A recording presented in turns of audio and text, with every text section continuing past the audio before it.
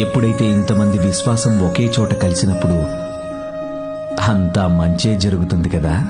విశ్వాసం లేకపోతే మీకు ఒక కథ చెప్తాను వినండి. అనగనగా ఒక ఊరుండేది.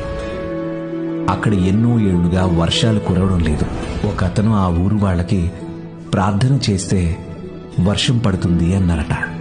అప్పుడు కొందరు అతని మాటల్ని నమ్మారు. కానీ చాలా మందికి అప్పటికి నమ్మకం ఉండేది. వర్షం కురవడం అసంభవం అని. అప్పుడు అక్కడికో పిల్లాడొచ్చాడు. నువ్వు గొడుగు పట్టుకొని నుంచున్నావేంటి? నేను కూడా ప్రార్థిస్తాను. ఒకవేళ పెద్ద వర్షం పడితే అప్పుడు గొడుగైతే అవసరం ఉంటుంది కదా. ఆ పిల్లవాడి మాటలు విని అందరూ ఎంతో ప్రభావితులయ్యారు.